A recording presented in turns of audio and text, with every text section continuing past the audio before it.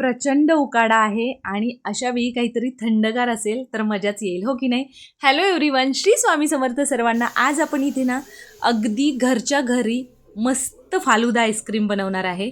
आपण त्यासाठी फालुदा मिक्स वापरणार आहे, त्यामुळे अगदी झटपट हे आईस्क्रीम तयार होतं आणि मस्त घरच्या घरी तुम्ही हे फालुदा आईस्क्रीम कधीही बनवून खाऊ शकता. तर यासाठी बघा, मी 2 ग्लास दूध घेतलेलं आहे, म्हणजे साधारणपणे अर्धा लिटरपेक्षा थोडंसं जास्त आहे. तुम्ही यामध्ये अर्धा ग्लास पाणीसुद्धा घालू शकता. तर इथे बघा 2 ग्लास दूध घेतलेलं आहे, ते उकळायला ठेवलेलं आहे आणि यासाठी मी इथे फालुदा मिक्स वापरणार आहे. आता हे जे फालुद्याचं मिक्स आहे ते तुम्हाला कोणत्याही किराणा मालाच्या किंवा कोणत्याही मिठाईच्या दुकानात सहज मिळेल. आणि इथे मी मँगो फ्लेवर वापरलेला आहे. यामध्ये खूप सारे फ्लेवरसुद्धा अवेलेबल आहेत, पिस्ता किंवा स्ट्रॉबेरी, तुम्ही कोणताही तुमच्या आवडीप्रमाणे फ्लेवर वापरू शकता.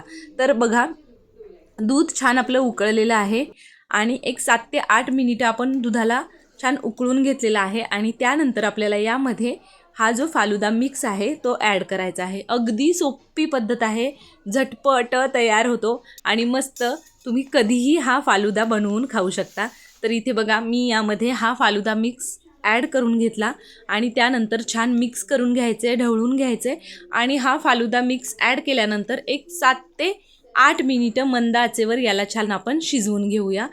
आता 8 मिनिटं झालेली आहेत, 8 ते 10 मिनिटं झालेली आहेत. तर इथे बघा, मस्त आपलं छान हे मिश्रण तयार झालेलं आहे. याला छान घट्टपणा आलेला आहे आणि त्याचबरोबर परफेक्ट असं शिजलेलं आहे. कन्सिस्टन्सी, रंग एक नंबर आहे.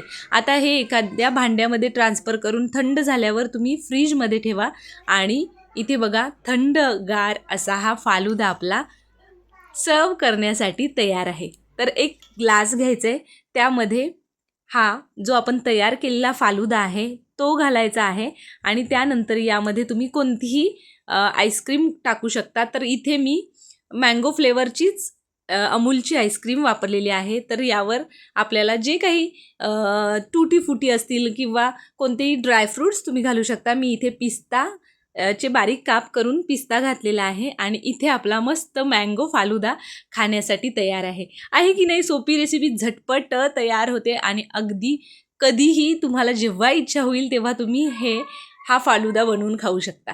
तर तुम्हाला ही रेसिपी कशी वाटली मला कमेंट करून नक्की सांगा आणि हा थंडगार फालुदा नक्की ट्राय करा, तुम्हाला नक्की आवडेल.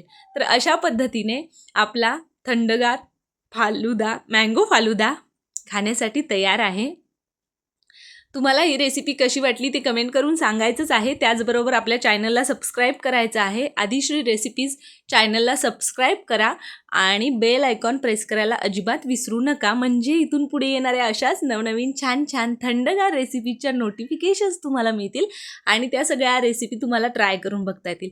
चला तर मग पटकन या मँगो पिस्ता फालुदा रेसिपीला लाईक करा, रेसिपी शेअर करा. भेटूया अशा एका नवीन छान मस्त रेसिपीसोबत. तोपर्यंत मस्त रहा आणि छान छान रेसिपी ट्राय करून खात रहा.